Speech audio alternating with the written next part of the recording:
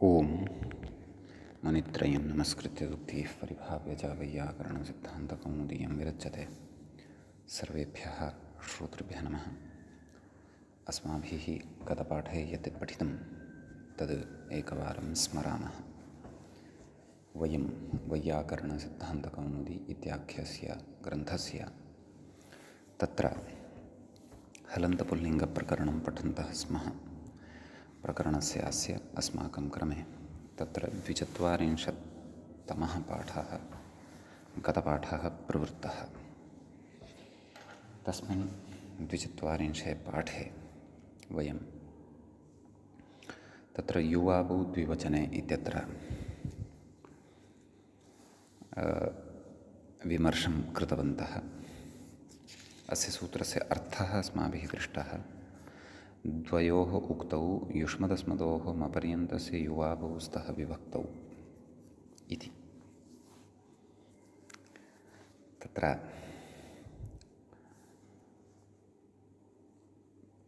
नाम युवाम् आवाम् इति रूपद्वयस्य सिद्ध्यर्थं युष्मदस्मद् इति आभ्यां शब्दाभ्यां औ प्रत्यये परतः तस्य अमादेशे सति युष्मद् अपि च अस्मद् इति यौ शब्दौ स्तः तयोः मपर्यन्तस्य यावान् भागः वर्तते तस्य भागस्य स्थाने क्रमशः युव अपि च अव इति एतौ आदेशौ विहितौ। समीचीनम्। ततः प्रथमायाश्च द्विवचने भाषायाम् इति सूत्रम् अस्माभिः पठितं।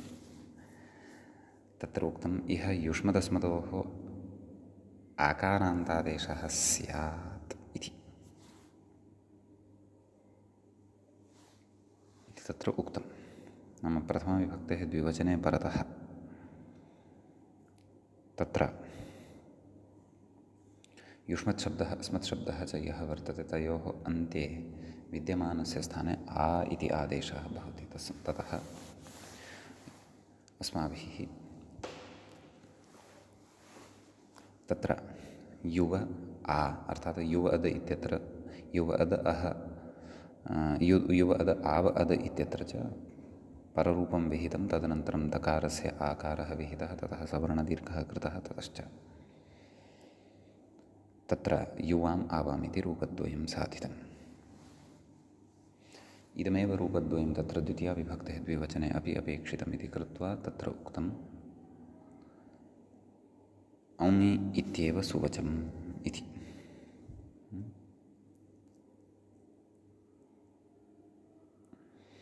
इति नाम औङि परतः इति यदि उच्यते औङि इति औ अपि च औट् इत्यनयोः प्राचां संज्ञा इति पूर्वम् उक्तमेव अस्माभिः पठितं वर्तते औङ आपः इत्यादिषु। अतः एवमेव सूत्रं यदि क्रियते तर्हि उभयत्रापि व्युत्पादनं भवति इति तत्र उक्तम्। ततः तत्र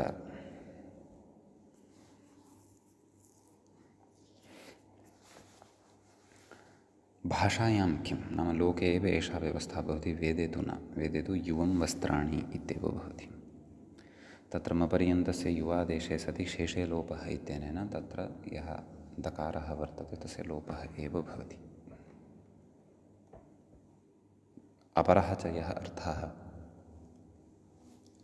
विगतपाठे दृष्टः तदर्थानुसारेण अद् इत्यस्य लोपः चेदपि तत्र युवम् इत्येव रूपं तत्र भवति। युवं वस्त्राणि इति युवम् इति मुख्यतया तत्र प्रयोगः साधनीयः भवति। वैदिकः सः प्रयोगः, अतः वेदे तु एषा व्यवस्था नास्ति इति तत्र उक्तम्। ततश्च इदानीं मपर्यन्तस्य इत्यस्य अधिकारस्य अपेक्षा का? एवं खलु तत्र मपर्यन्तस्य युवावौ द्विवचने यूयवयौ जसि त्वाहौ सौ तुभ्यमह्यौ ङै तव ममौङसि त्वमावेकवचने प्रत्ययोत्र पदयोश्च एवं खलु। एवं रीत्या सूत्राणि वर्तन्ते। तत्र केषुचित् सूत्रेषु मपर्यन्तस्य इत्यस्य सम्बन्धः भवति, अधिकारः तत्र भवति। इति चेत् तत्र यूयवयौ नाम स्वाहौ नैव युवावौ द्विवचने इत्यत्रापि सूत्रम् अपर्यन्तस्य इत्यस्य अनुवर्तनम् अस्माभिः दृष्टं। द्वयोः उक्तौ युष्मदस्मदोः अपर्यन्तस्य इति उक्तं। किं यौवावौ इति एतौ आदेशौ स्तः विभक्तौ परतः इति उक्तम्। परन्तु अपेक्षा का? तद्विना अपि युवाम् आवामिति रूपद्वयं सिद्ध्यत्येव खलु।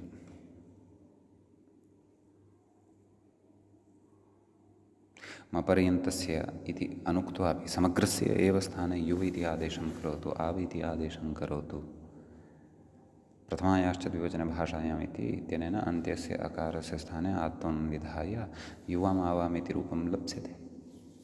कः क्लेशः इति तत्र उक्तं। साकचकस्य मा भूत्, अन्यथा युवकाम् आवकाम् इत्यादौ अपि अकचसहितस्य युष्मकद् अस्मकद् इत्यस्य शब्दद्वयस्य स्थाने सम्पूर्णस्यापि समग्रस्यापि तत्र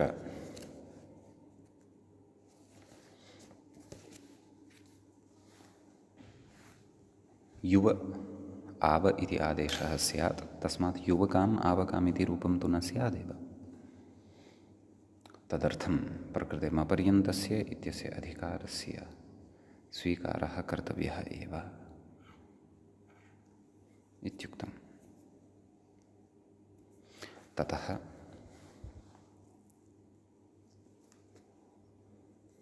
तत्र अस्मिन् मते स्वारस्यं नास्ति ग्रन्थकारस्य।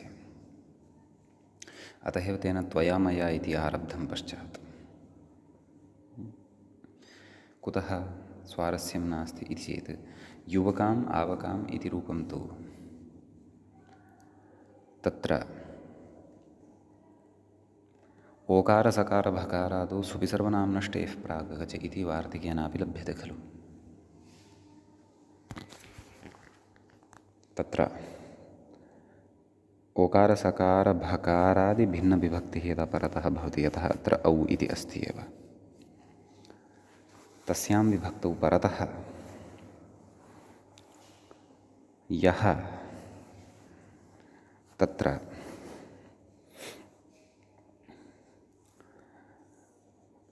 नाम पदं यत् सम्पद्यते, किं युवाम् आवां, तस्य पदस्य एव टेः अकचागमे सति युवकाम् आवकाम् इति रूपं सिद्ध्यत्येव खलु। कः क्लेशः? साकचकयोः युवादेशस्य प्रसक्तिरपि न भविष्यति ओकारसकारभकारादौ इति वार्तिकबलात्। अतः मपर्यन्तस्य इत्यस्य अपेक्षा नास्ति। अतः अनयोः प्रयोजनत्वेन प्रदर्शने रुचिमान् सन् ग्रन्थकारः तत्र अग्रे इतोपि उदाहरणद्वयम् उक्तवान्। किं? त्वया मया इत्यत्र त्व्याम्या इति मा भूत् इति, एवं खलु। नाम यदि मपर्यन्तस्य इति न स्यात् तदा त्वमावेकवचने इति तत्र व्याख्यायाः गतपाठस्य अन्ते व्याख्यायाः पङ्क्तयः अपि इमाः एव अस्माभिः पठिताः। ताः पङ्क्तीः पुनः स्मरन्तः पौर्वापर्यं च उपस्थापयन्तः अग्रे गमिष्यामः। यदि मपर्यन्तस्य इति न स्यात् तदा त्वमावेकवचने इति त्वमादेशौ समस्तयोः स्याताम्। युष्मद् इति समग्रस्य स्थाने त्व इति स्यात्, अस्मद् इति समग्रस्य स्थाने म इति आदेशः स्यात्, एवं खलु। ततश्च तृतीया एकवचने युष्मद् आ अस्मद् आ इति स्थिते, एवं खलु। समस्तयोः स्थाने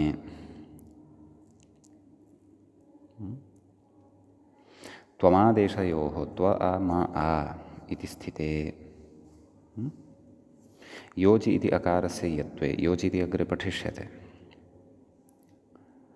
अकारस्य यत्वे अर्थात् त्व म इत्यत्र यः अकारः वर्तते अन्ते तस्य स्थाने य इति व्यञ्जनं तावदेव विधीयते योजि इत्यनेन। त्व्याम्या इति स्यात्, त्व्याम्या इति रूपं स्यात् यदि समग्रस्य स्थाने त्व म इति च आदेशः प्रवृत्तः क्रमशः युष्मदस्मद् इत्यनयोः स्थाने। कथयति अतः मपर्यन्तस्य इति वचनम्, अतः मपर्यन्तस्य इति वचनमुच्यते इति भावः। समीचीनं।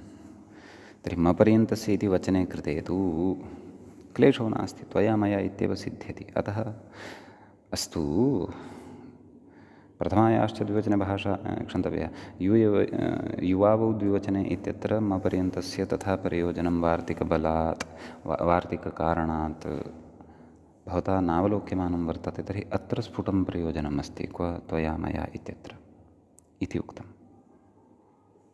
एवं खलु? तर्हि तत्र उच्यते सति तस्मिन्, कस्मिन् मपर्यन्तस्य इति अधिकारे सति इत्यतः तु अग्रे अस्माभिः पठनीयम् अस्ति। एतावान् भागः अस्माभिः गते पाठे पठितः। एवञ्च आहत्य तत्र अयम् अस्माकं क्रमे हलन्तपुल्लिङ्गप्रकरणस्य 24 पाठः प्रवृत्तः। अधुना तत्र हलन्तपुल्लिङ्गप्रकरणस्यास्य अस्माकं क्रमे 43 पाठः आरब्धो भवति। समीचीनं। तत्र उच्यते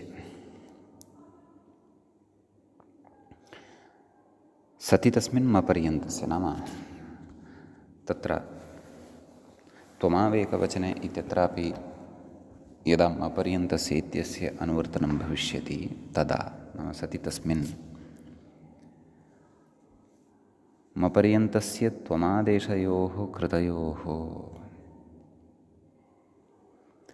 त्व अद् आ म अद् आ इति खलु स्थितिः भविष्यति। तर्हि मपर्यन्तस्य त्व इति आदेशः, मपर्यन्तस्य एव म इति आदेशः अस्मदि, युष्मदि अस्मदि च क्रमशः कथयति अदा इति स्थिते अकारयोः पररूपे, अर्थात् त्व अद् इत्यत्र पररूपं त्वद् आ, म अद् इत्यत्र पररूपं मद् आ, दकारस्य यत्वे, अधुना तत्र दकारस्य यकारः क्रियते, नाम व्यञ्जनरूपः यकारः। त्व य आ म य आ, त्वया मया इति सिद्ध्यति इत्यर्थः।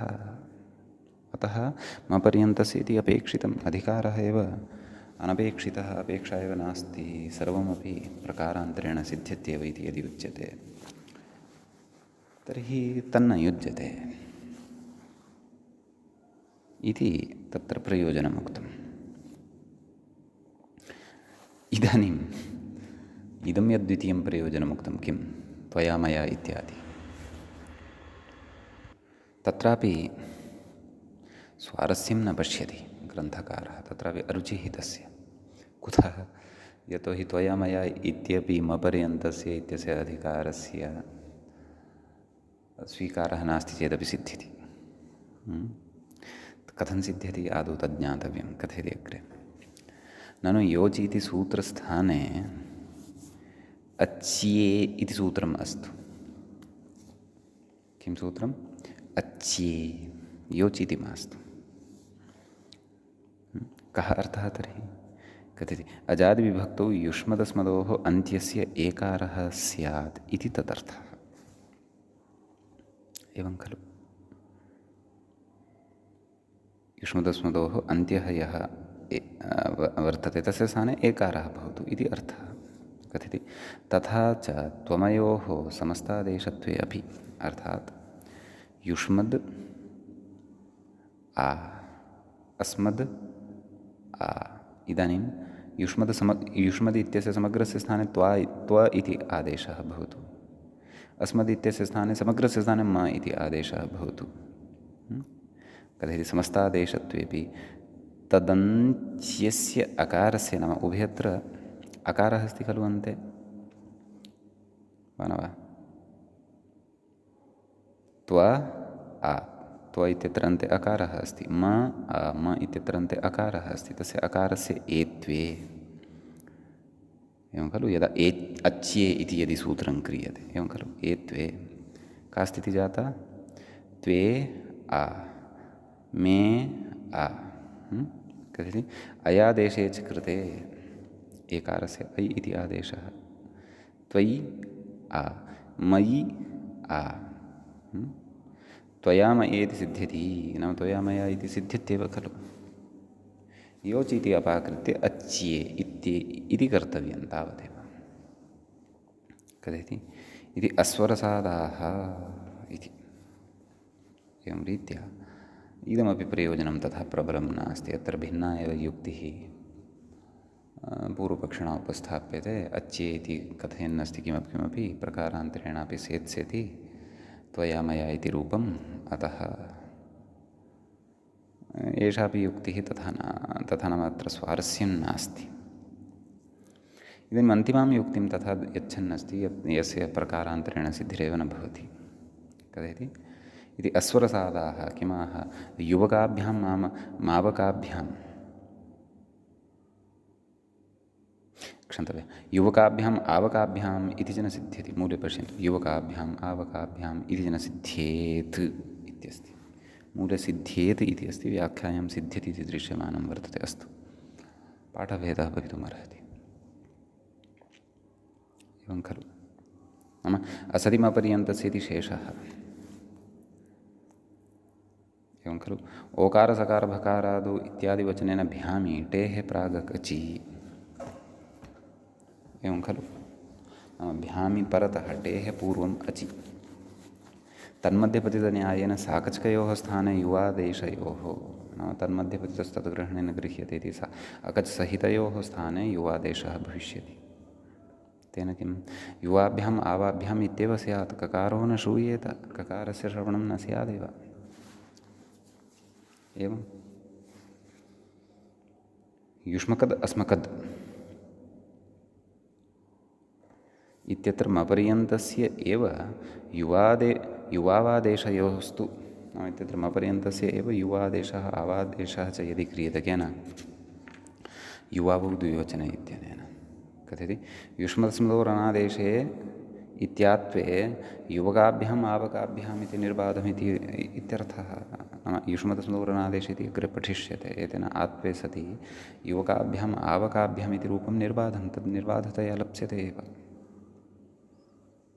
युवकाभ्याम् आवकाभ्याम् अत्र भकारादिः वर्तते परतः विभक्तिः अतः अत्र पदस्य अकजागमः वक्तुं न शक्यते अन्यथा युवकाभ्याम् आमः पूर्वम् अकच भवति स्म युवकाभ्य अक आम् युवकाभ्यकाम् इति अनिष्टं रूपं भवति स्म आवकाभ्यका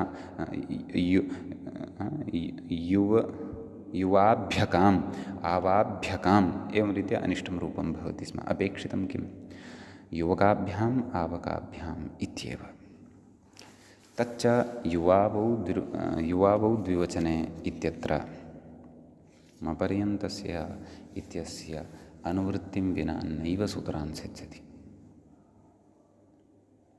अतः तदर्थम् अयम् अधिकारः नितान्तम् अपेक्षितः एवं खलु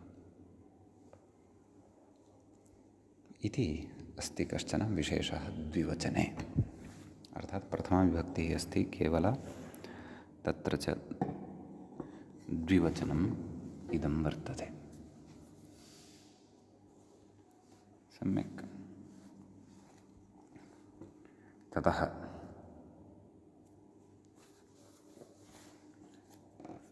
इदानीम् अस्माभिः बहुवचनं प्रति गन्तव्यं वर्तते प्रथमाविभक्तेः बहुवचनविषयः अधुना अत्र चर्चनीयः वर्तते सम्यक् तत्र कथयति ङे प्रथमयोरम् इति जसः अमीकृते विशेषणाः स्थितिः का अस्ति उभयत्रापि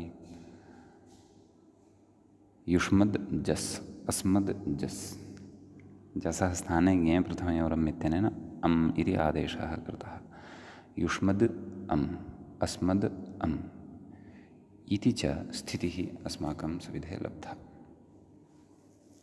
सम्यक् कथयति ज्ञे प्रथमयोरम् इति जसः अमीकृते नाम जसः स्थाने अमादेशे कृते विशेषः अस्ति नाम अत्र सूत्रं पठनीयं वर्तते अग्रे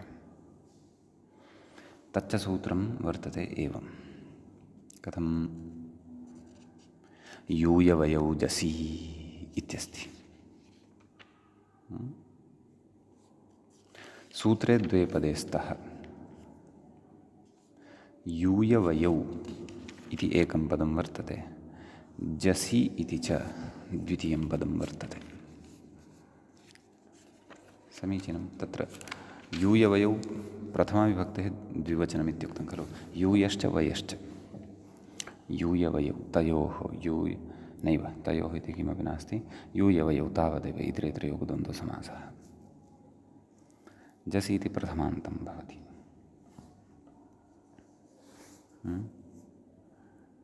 प्रकृते युष्मदस्मदोरणादेशे इत्यस्मात् सूत्रात् युष्मदस्मदोः इत्यनुवर्तते मपर्यन्तस्य इति च अधिकारः अत्र सम्बध्यते ततः अग्रे उच्यते व्याख्यात्रा इङ्गितं क्रियते स्पष्टम् इति मूले उक्तं स्पष्टं किमपि वक्तव्यमिति नास्ति सर्वं भवन्तः जानन्ति यतः गतसूत्राणाम् अर्थाः दृष्टाः तत्र अनुवृत्तिं विधाय अर्थाः कृताः तद्वत् अस्यापि अर्थं भवन्तः कर्तुं शक्नुवन्ति एव क्लेशो नास्ति इति भावः तर्हि तत्र उच्यते व्याख्यायां युष्मदस्मदोः मपर्यन्तस्य यूयवय नाम स्पष्टम् इत्यस्य अर्थं कथयन्नस्ति व्याख्याता अर्थात् सूत्रस्य अर्थं कथयन्नस्ति इति भावः युष्मदस्मदोः मपर्यन्तस्य यूयवय इति आदेशौ स्तः एवं खलु जसि परतः इति सुगमम् इत्यर्थः नाम एवं रीत्या अत्र सूत्रार्थः यः वर्तते सः सरलः एव वर्तते क्लेशो नास्ति तत्र इति भावः एवं खलु ततः चतुर्थी विभक्तेः एकवचनस्य प्रसङ्गः वर्तते उभयत्रापि यूयादेशानन्तरं वयादेशानन्तरं च का स्थितिः लभ्यते तत् कथयन्नस्ति किं यूय अद् अम् वय अद् अम् इति स्थिते पररूपे अर्थात् यूय अद् वय अद् इत्यत्र पररूपं भवति यूयद् अम् वयद् अम् इति स्थितिः लभ्यते एवं खलु शेषे लोपः एवं खलु इति मपर्यन्तात् शेषस्य अधोलोपे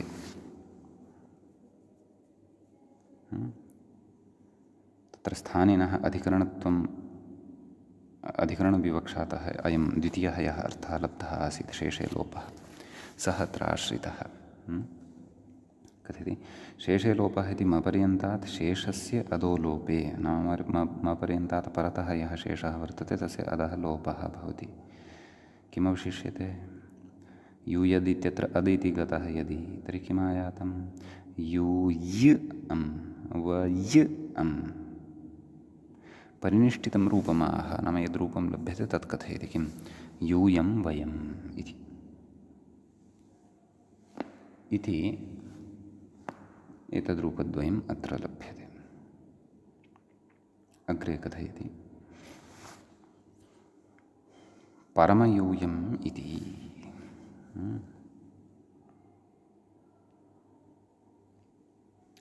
मूले कथयति परमयूयं परमवयं परमाः च एते यूयञ्च परमयूयं परमाः च एते वयञ्च परमवयम् अथवा परमे च एते यूयं च परमयूयं परमे च एते वयञ्च परमवयम् प्रथमचरमतयाल्पार्धकतिपयनेमाश्च नैव नैव तत्र नान्तर्भवति खलु।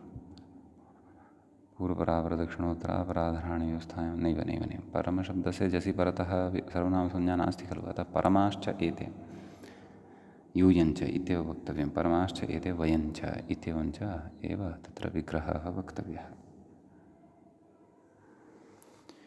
एवं खलु। अग्रे कथयति।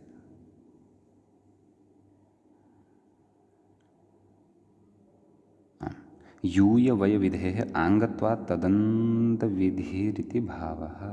नाम अङ्गाधिकारे इदं सूत्रं पठितम् अस्ति यूयवयौ जसि, अतः तदन्तत्वेपि प्रवृत्तिः भवति इति भावः। परमास्मद् परमयुष्मद् परमास्मद् इत्यत्र तदन्तस्यापि युष्मत् शब्दस्य तदन्तस्यापि अस्मत् शब्दस्य तत्र जसि परतः यूयादेशः वयादेशश्च निर्वातः अर्थात् भवत्येव इति। एवं खलु इति विशेषः। अग्रे गच्छति अतियूयं मूले पश्यन्तु अतियूयम् अतिवयं कथयति गौणत्वेपि तदप्रवृत्तौ मानाभावादिति भावः। नाम गौणत्वेपि तस्य अप्रवृत्तौ मानाभावः नाम प्रमाणं नास्ति। अप्रवृत्तौ प्रमाणं नास्ति। अतः अप्रवृत्तौ प्रमाणं यदि नास्ति तर्हि प्रवृत्तिः भवितुमर्हत्येव। वा न वा? अतः गौणत्वेपि तस्य अप्रवृत्तौ तत्र मानम् अर्थात् प्रमाणं नास्ति इति कृत्वा अतियूयम् अतिवयम् अतिक्रान्तः युष्मान् अतिक्रान्ताः युष्मान्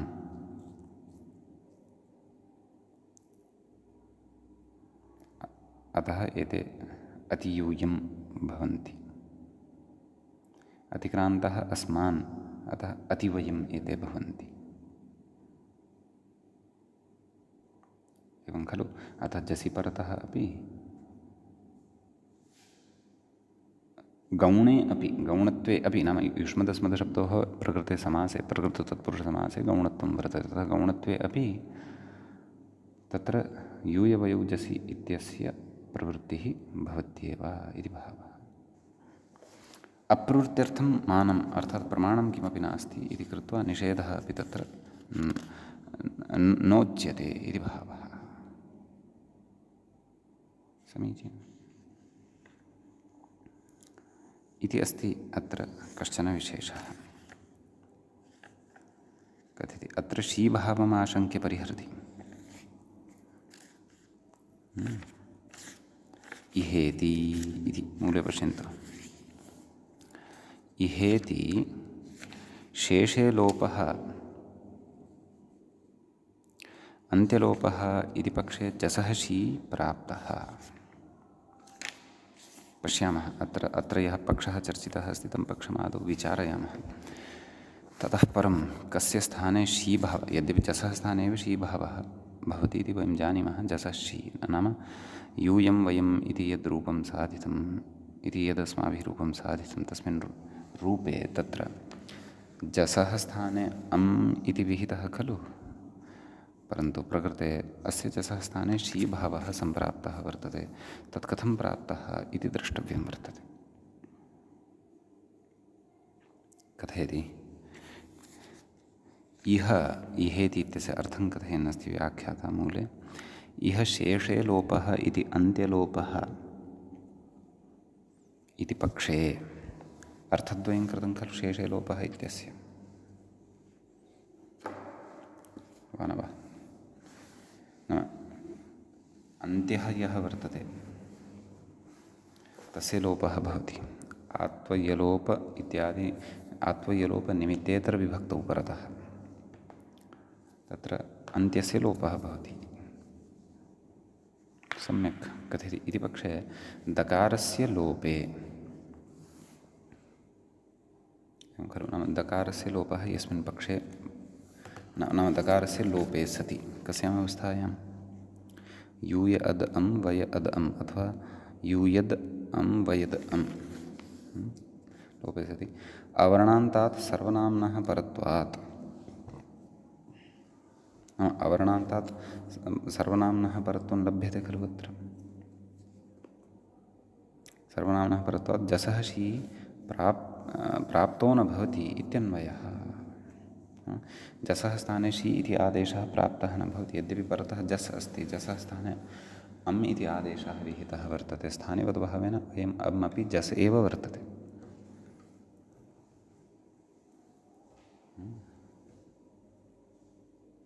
तदेव तत्र मूले उक्तम्। इह शेषे लोपः इति अन्त्यलोपः इति पक्षे जसः शी प्राप्तः। एवं खलु अन्त्यस्य दकारस्य लोपं कुर्मः तर्हि अकारान्तत्वम् अस्त्येव खलु अस्य। यूय अद् यूयद् अम् एवं खलु। अपि च वयद् अम् इत्यवस्थायां दकारस्य लोपः, शेषे लोपः इत्यस्य प्रथमम् अर्थं पुरस्कृत्य। तर्हि वय अम् क्षन्तव्य यूय अम् वय अम् उभयत्र यूय इत्यत्र अकारः अन्ते अस्ति, वय इत्यत्रापि अकारः एव अन्ते अस्ति वा न वा? तर्हि अत्र अकारः अन्ते अस्ति इति कृत्वा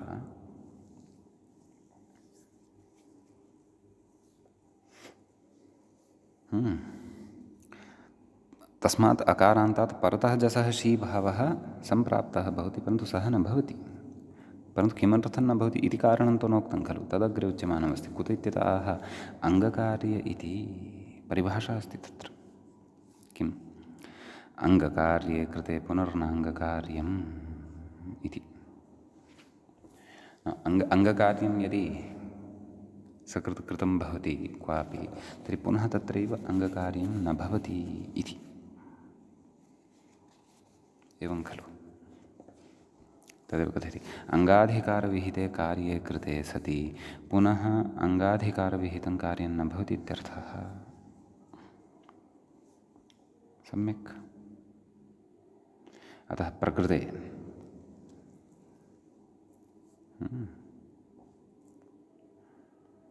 तत्र शेषलोपः यः वर्तते, नाम शेषे लोपः इति तद् अङ्गकार्यं वर्तते। तस्य एकवारं प्रवृत्तिः जाता वर्तते। तद् आङ्गं वर्तते, नाम अङ्गे भवम् आङ्गम्, अङ्गाधिकारे भवम् आङ्गम्। ततः पुनः आङ्गः शी भावः, नाम जसः शी इत्यपि अङ्गकार्यमेव वर्तते खलु, अङ्गाधिकारे एव पठितम् अस्ति। अतः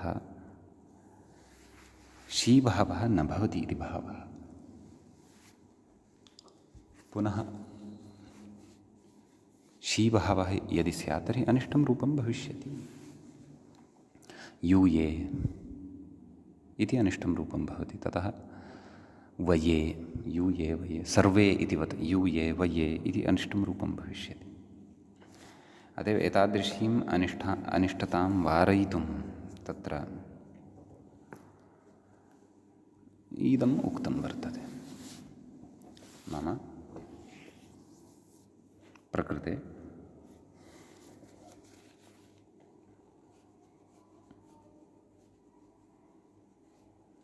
तत्र परिभाषा अङ्गकार्ये कृते पुनर्नाङ्गकार्यम् इत्यनया परिभाषया नियमनं कृतं वर्तते इति भावः। किं कथयति व्याख्याता क्रमशः पश्यामः। अङ्गाधिकारे विहिते कृते सति अङ्गाधिकारविहिते कार्ये कृते सति पुनः अङ्गाधिकारविहितं कार्यं न भवति इति अर्थः। कस्य? परिभाषावाक्यस्य अथवा परिभाषायाः अयमर्थो भवति। तेन त्वम् इत्यत्र पररूपे कृते अमिपूर्वः इत्यस्य न अनुपपत्तिः इति। एवं खलु। अङ्गकार्ये पुनः नाङ्गकार्यम् त्वम् इत्यत्र पररूपं क्रियते खलु।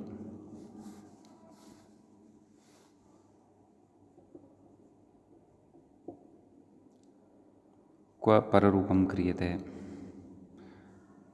त्वम् इति रूपम् अस्माभिः साधितं खलु। त्व इति आदेशः भवति पर्यन्तस्य अद् इति अवशिष्यते। त्व अद् अम् ङे प्रथमयोरम् इत्यनेन अम् इति क्रियते।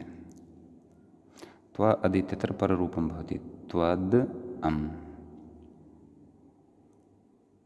एवं किल। ततः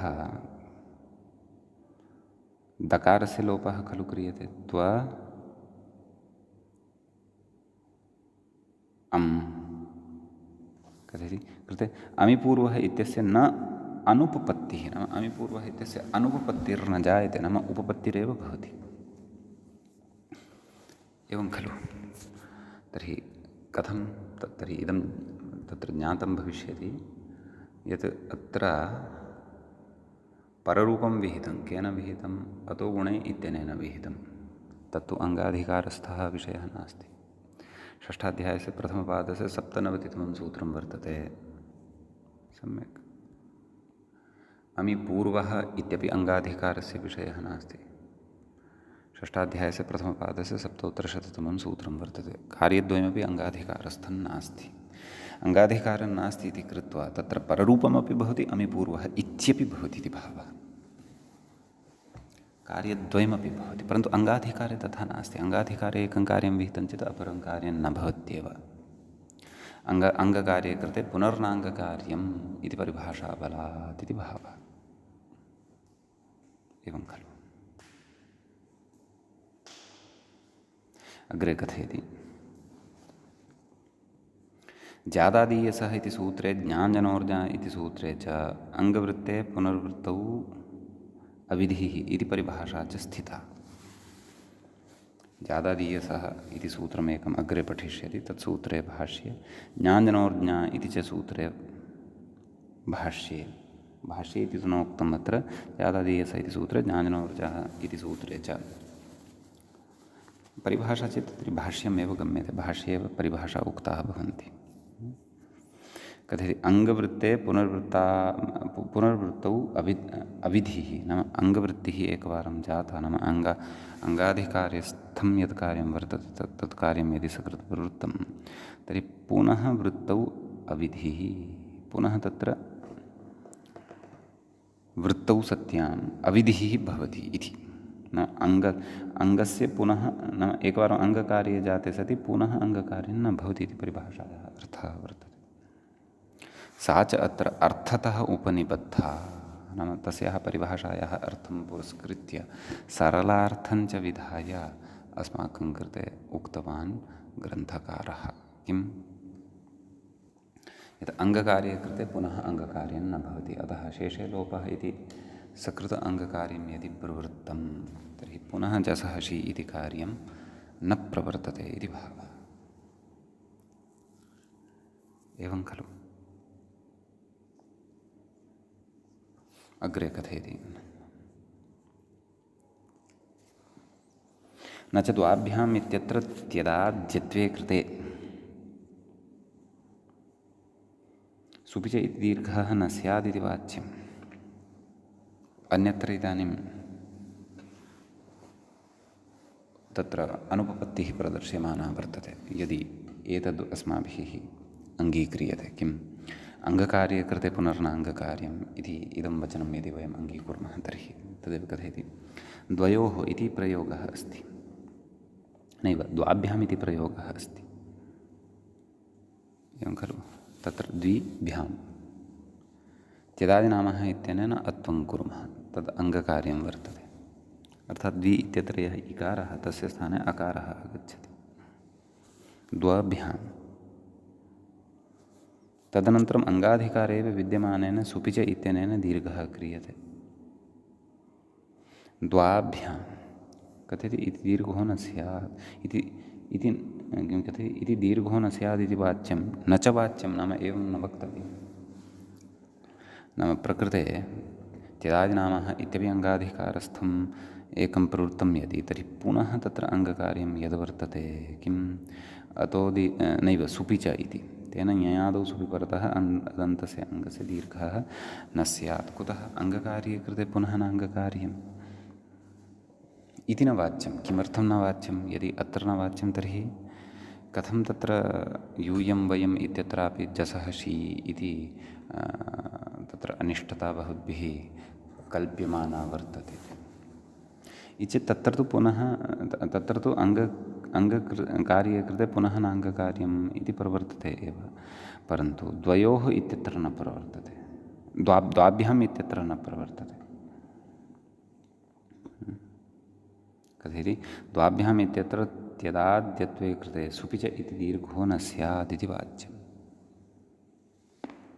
सुपि च इत्यनेन दीर्घः न भवति इति न कथनीयं। कुतः? द्वयोरेकस्य इत्यादि निर्देशेन तदनित्यत्वज्ञापनात् इति। द्वयोरेकस्य कोऽर्थः? सूत्रकारस्य एव प्रयोगः अस्ति एषः। कः? किं यत्तदोर्निर्धारणे द्वयोरेकस्य डतरच् इति भवति सूत्रम्। तच्च सूत्रम् अस्माभिः अग्रे पठिष्यते। एवं खलु? अतः तत्र कथयति द्वयोरेकस्य निर्देशनेन तदनित्यत्वज्ञापनात्, नाम तस्य अनित्यत्वस्य ज्ञापनं क्रियते इति भावः। एवं खलु? अतः तत्र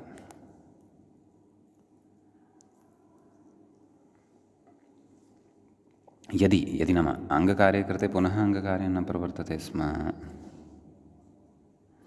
तर्हि द्वयोः इति प्रयोगः एव न युज्यते स्म।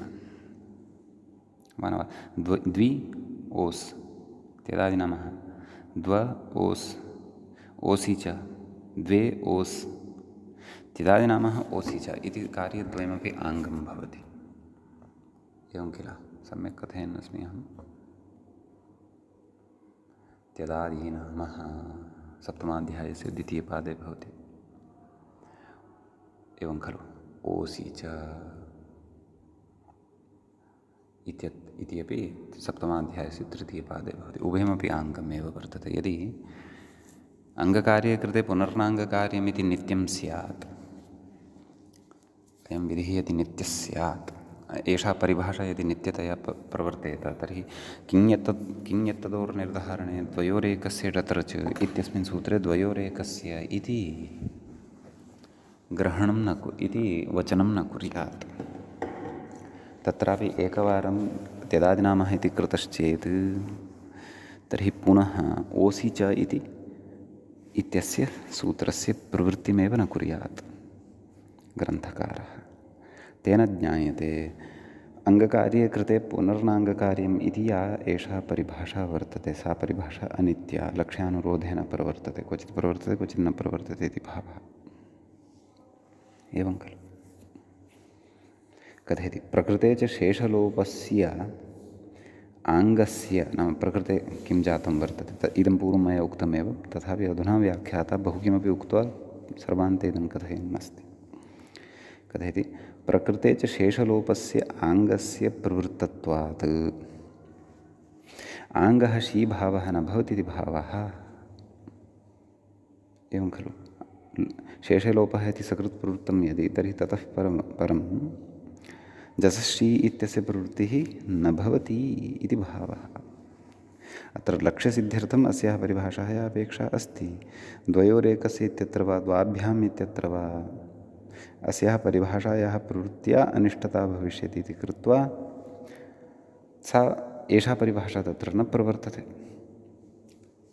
अतः उच्यते एषा परिभाषा एव अनित्या वर्तते, क्वचित् प्रवर्तते क्वचित् न च प्रवर्तते इति भावः। एवं खलु? ननु पुनः तत्र अग्रे कश्चन पक्षः उत्थाप्यमानः वर्तते। तमपि पक्षं पश्यामः। किं कथयति? ननु अङ्गकार्ये इति परिभाषा नात्र प्रवर्तते।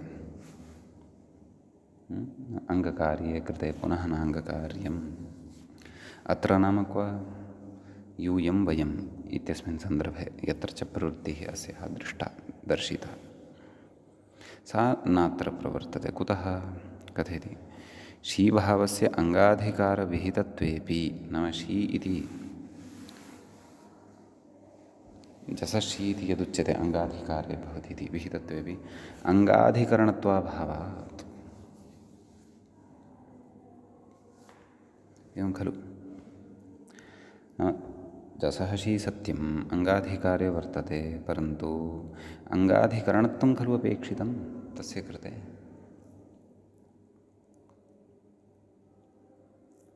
वा न वा?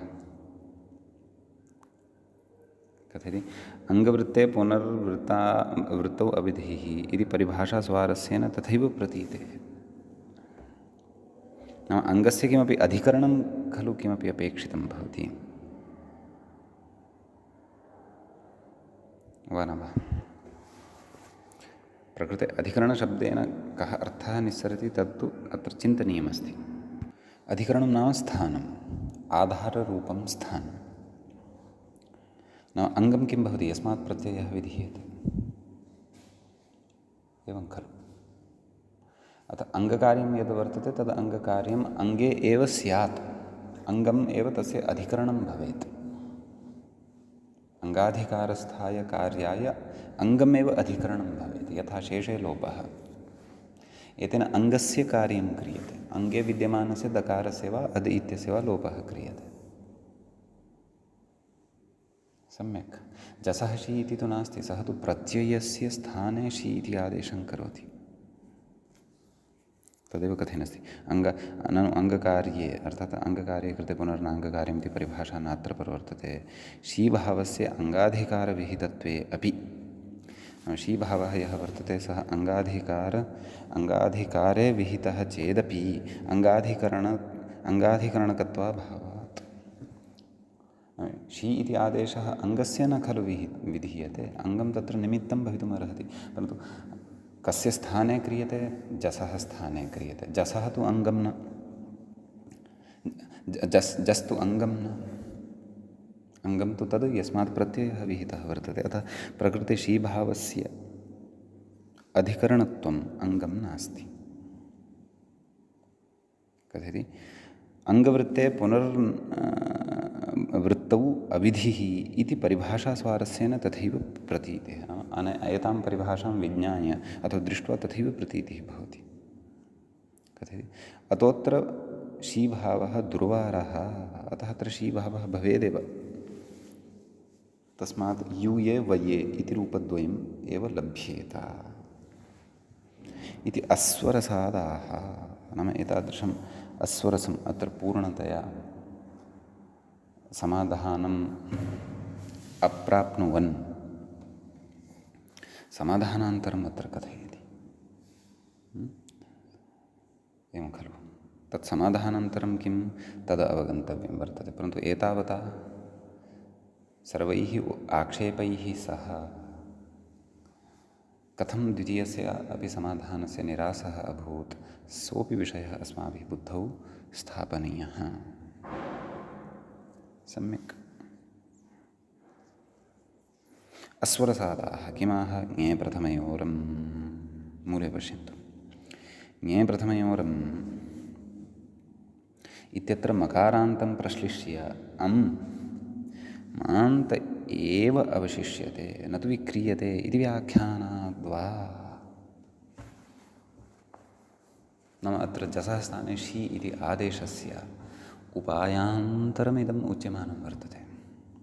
अङ्गकार्ये कृते पुनर्नाङ्गकार्यम् इत्यनेन तु पूर्णतया पूर्वपक्षी तुष्टः नास्ति, अतः तस्य कृते तस्य पूर्णतया तुष्टिर्भवतु इति कृत्वा समाधानान्तरं तस्मै दीयमानं वर्तते। समाधानान्तरमिदं स्वीक्रियतां, भवतः सन्तुष्टिः अथवा पूर्णतया समाधानं लप्स्यते। परन्तु इदम् अवगन्तव्यम् अधुना। सरलम् अस्ति, परन्तु अवगतं चेत् सरलम्, अन्यथा सरलमपि कठिनम्। अस्तु।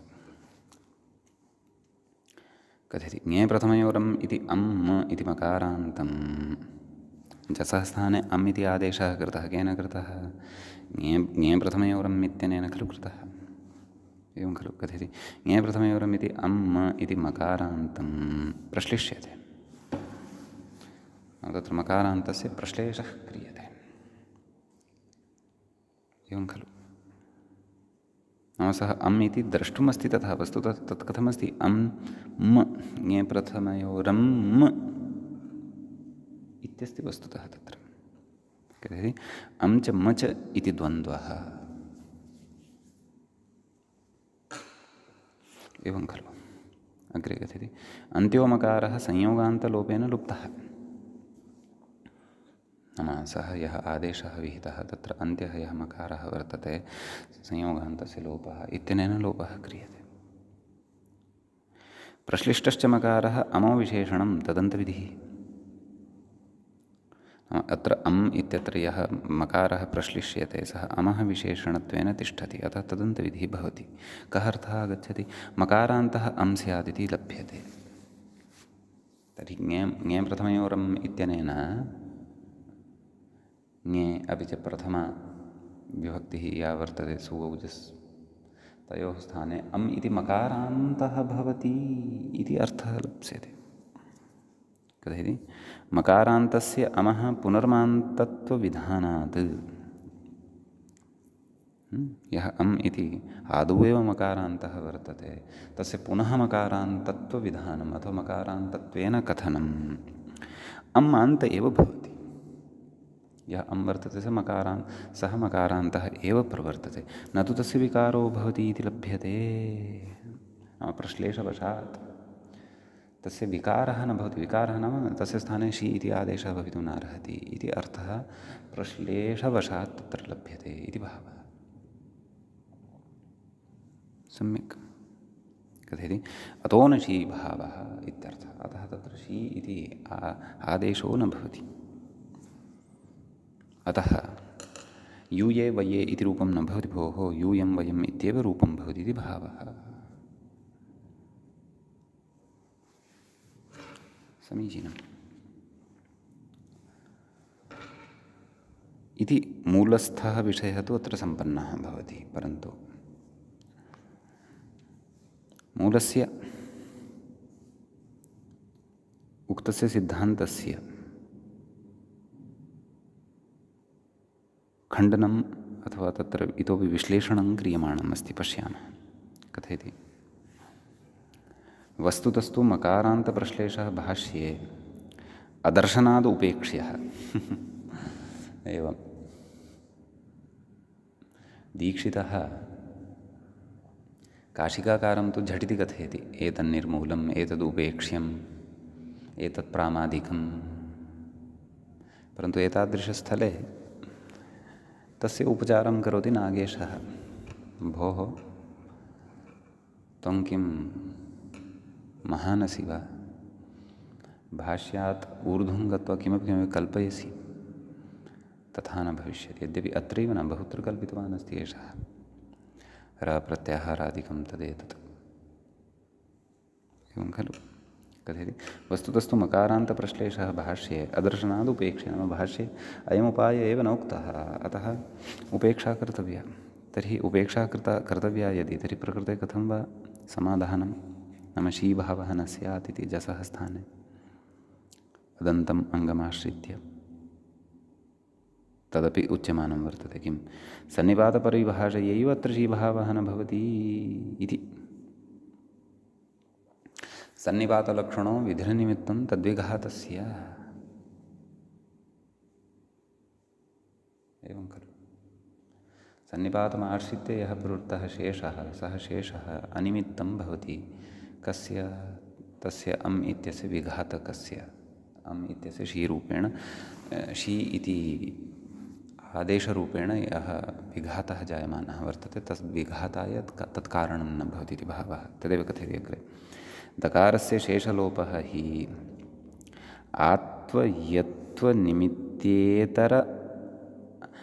निमित्तेतरात्मकशेषविभक्त्यात्मकस्य अमः। एवं खलु। दकारस्य शेषलोपः यः वर्तते सः अमः। कीदृशः अमः? आत्वयत्वनिमित्तेतरात्मकशेषविभक्त्यात्मकस्य अमः। युष्मदस्मदोश्च सन्निपातमाश्रित्य प्रवृत्तः कः शेषलोपः। अर्थात् अत्र भावः एषः,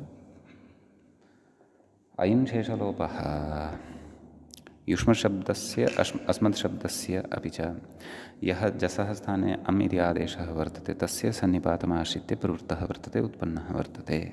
कः? शेषलोपः, दकारलोपः इति भावः। कथयति ततः शीभावे तु आदुगुणे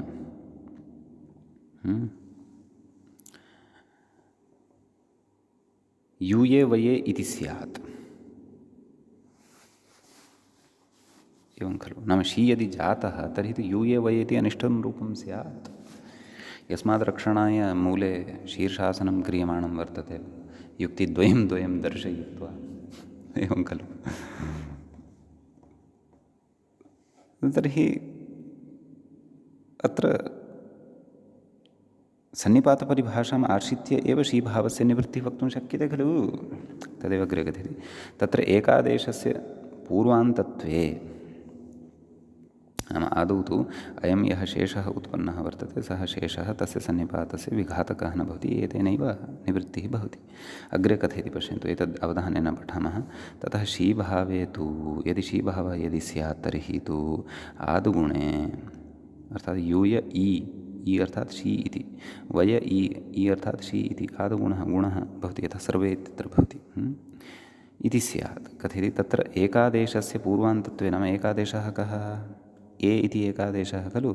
अ इ अनयोः स्थाने उभयत्रापि, यूय इ वय इ इत्यत्र उभयत्रापि कथयति एकादेशस्य पूर्वान्तत्वे प्रकृत्यनुप्रवेशात्, नाम सः एकादेशः यः वर्तते ए, सः प्रकृतौ अनुप्रविशति। प्रकृतिः का? युष्मच्छब्दसकाशात् लब्धः या प्रकृतिः, यूय इति वय इति च। प्रकृत्यनुप्रवेशात् तत्र प्रत्ययसन्निपातभङ्गः इति। एवं खलु? प्रत्ययसन्निपातः यः भवति तस्य भङ्गः जायते।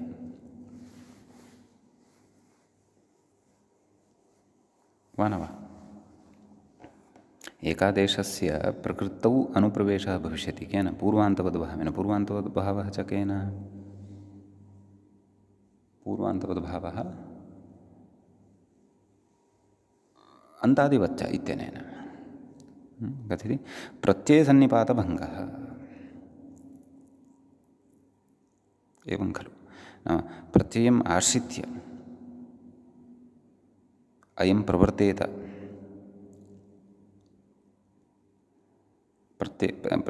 कः? शेषलोपः इत्यस्य भङ्गः जायते खलु? कथयति परादित्वे तु, नाम परादिवद्भावः यदि अत्र आश्रीयते तर्हि तु युष्मत् सन्निपातविरोधः इत्यलम्। युष्मदस्मत् सन्निपातविरोधः, नाम युष्मदस्मदोः सन्निपातः यः भवति तस्य विरोधो भवति इत्यलं। नाम एतावदत्र विवेचनं वर्तते। अर्थात् सन्निपातलक्षणो विधिरनिमित्तं तद्विघातस्य इत्यनेन एव प्रकृते शीभावस्य निवृत्तिः भवति। अयं शेषे लोपः इति शीभावस्य प्रवर्तकः न भवति। यदि शीभावः प्रवृत्तः तर्हि तत्र